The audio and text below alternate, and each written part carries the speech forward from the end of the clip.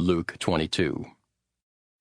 Now the feast of unleavened bread, called the Passover, was approaching, and the chief priests and the teachers of the law were looking for some way to get rid of Jesus, for they were afraid of the people.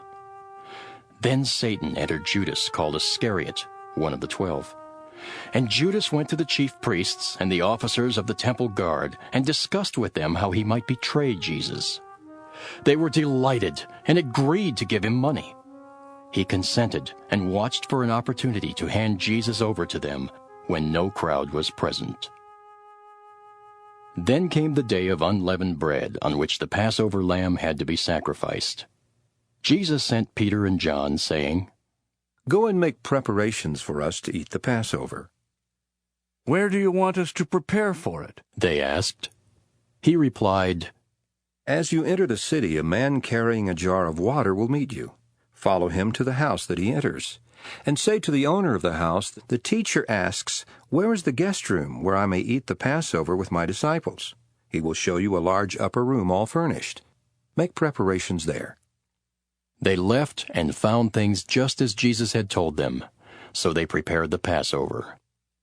When the hour came, Jesus and his apostles reclined at the table, and he said to them, "I have eagerly desired to eat this Passover with you before I suffer.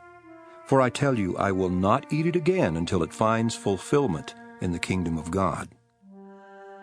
After taking the cup, he gave thanks and said, "Take this and divide it among you. For I tell you, I will not drink again of the fruit of the vine until the kingdom of God comes." And he took bread, gave thanks and broke it, and gave it to them, saying, "This is my body given for you. Do this in remembrance of me." In the same way, after the supper he took the cup, saying, "This cup is the new covenant in my blood, which is poured out for you. But the hand of him who is going to betray me is with mine on the table. The Son of Man will go as it has been decreed, but woe to that man who betrays him." They began to question among themselves which of them it might be who would do this. Also, a dispute arose among them as to which of them was considered to be greatest. Jesus said to them, "The kings of the Gentiles lord it over them, and those who exercise authority over them call themselves benefactors. But you are not to be like that. Instead, the greatest among you should be like the youngest, and the one who rules like the one who serves. For who is greater, the one who is at the table or the one who serves? Is it not the one who is at the table? But I am among you as one who serves. You are those who have stood by me in my trials, and I confer on you a kingdom, just as my Father conferred one on me, so that you may eat and drink at my table in my kingdom, and sit on thrones judging the 12 tribes of Israel. Simon, Simon, Satan has asked to sift you as wheat. But I have prayed for you, Simon, that your faith may not fail. And when you have turned back, strengthen your brothers." But he replied, "Lord, I am ready to go with you to prison and to death." Jesus answered, "I tell you, Peter, before the rooster crows today, you will deny 3 times that you know me." Then Jesus asked them, "When I sent you without purse, bag, or sandals, did you lack anything?" "Nothing," they answered. He said to them, "But now, if you have a purse, take it, and also a bag. And if you don't have a sword, sell your cloak and buy one. It is written, 'And he was numbered with the transgressors.' And I tell you that this must be fulfilled in me. Yes, what is written about me is reaching its fulfillment." The disciples said, "See, Lord, here are 2 swords." "That is enough," he replied. Jesus went out as usual to the Mount of Olives, and his disciples followed him. On reaching the place, he said to them, "Pray that you will not fall into temptation." He withdrew about a stone's throw beyond them, knelt down and prayed, "Father, if you are willing, take this cup from me. Yet not my will, but yours be done."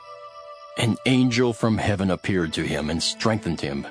And being in anguish, he prayed more earnestly, and his sweat was like drops of blood falling to the ground. When he rose from prayer and went back to the disciples, he found them asleep, exhausted from sorrow. "Why are you sleeping?" He asked them.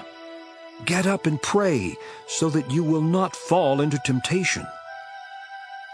While he was still speaking, a crowd came up, and the man who was called Judas, one of the 12, was leading them.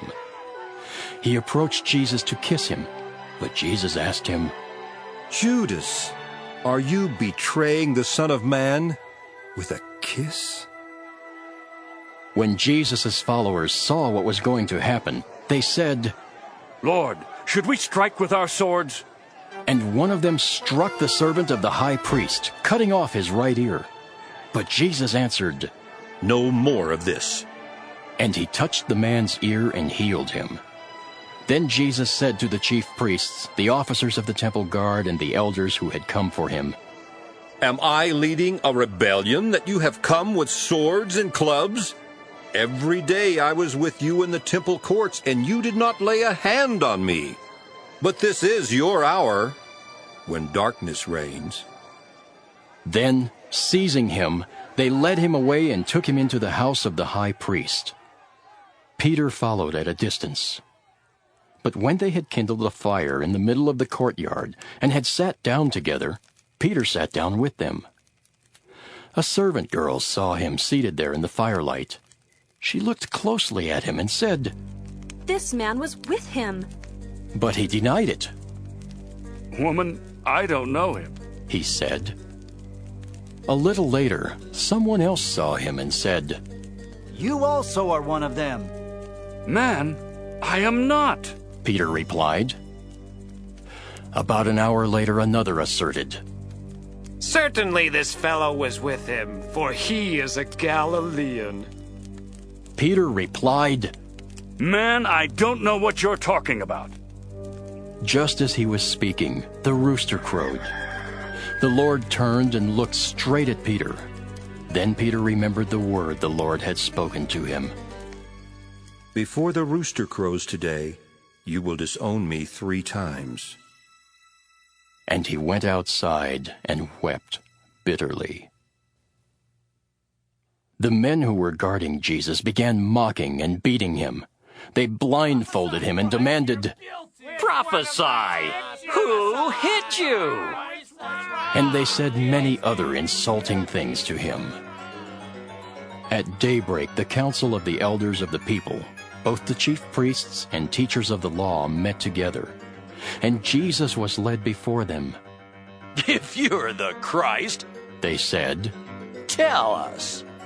Jesus answered, If I tell you, you will not believe me, and if I ask you, you would not answer.